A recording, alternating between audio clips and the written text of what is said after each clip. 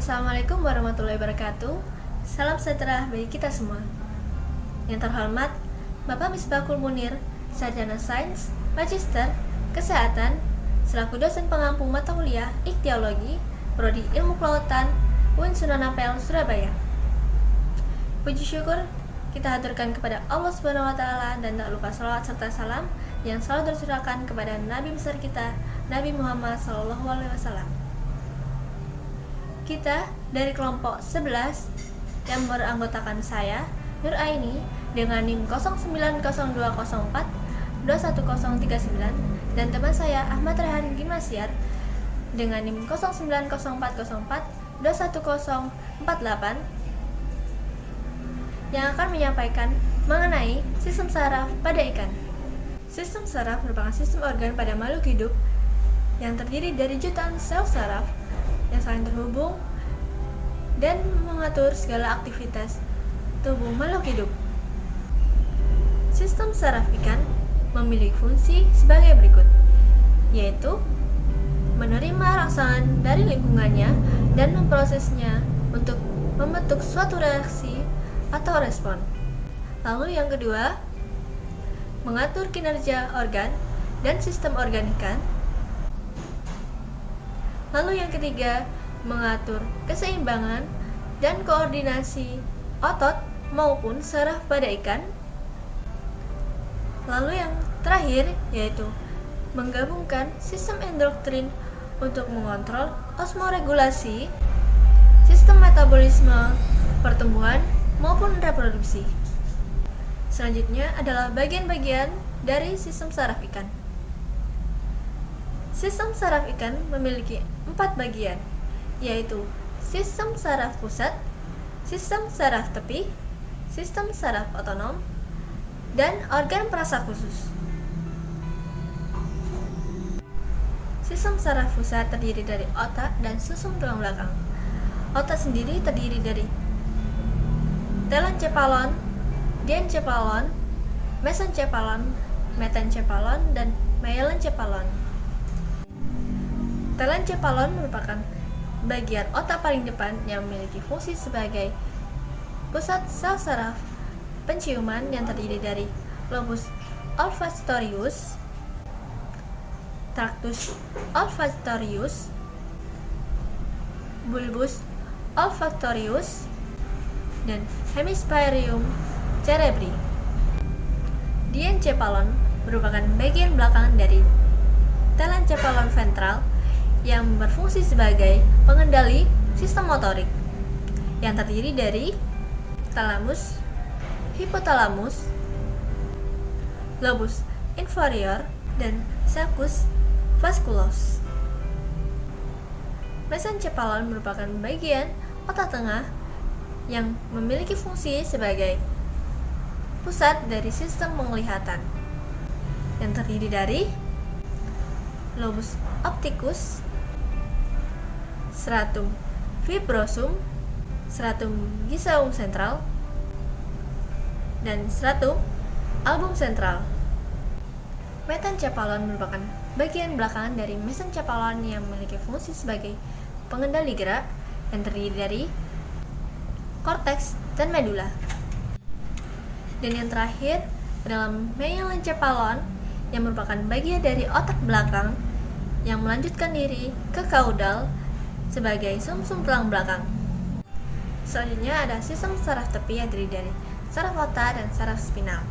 Saraf otak terdiri dari 11 saraf yang menyebar ke organ-organ sensorik dan otot-otot tertentu. Sedangkan saraf spinal merupakan saraf utama yang memasukkan sensorik dan tanggapan otak. Selanjutnya ada 11 saraf otak. Yang pertama yaitu saraf nervus terminalis yang memiliki fungsi sebagai sensorik somati dan sensorik khusus. Yang selanjutnya ada nervus olfactorius yang membawa impuls bau-bauan. Yang ketiga ada nervus opticus yang membawa impuls penglihatan. Dan yang keempat ada nervus oculomotoris yang mengatur otot mata. Dan yang kelima ada nervus trochlearis yang menginervasi otot mata. Dan yang keenam ada nervus trigeminalis yang memiliki fungsi berkaitan dengan kepekaan kulit terhadap panas maupun sentuhan. Dan yang ketujuh ada nervus abducens yang memiliki fungsi berkaitan dengan penarikan otot penggerak biji mata. Dan yang ke-8 ada nervus facialis yang berfungsi sebagai penerima rasa pada kepala dan juga tubuh.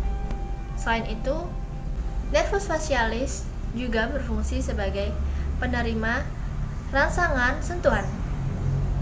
Dan yang 9 ada nervus acousticus yang merupakan sensori somatik yang berkaitan dengan telinga bagian dalam.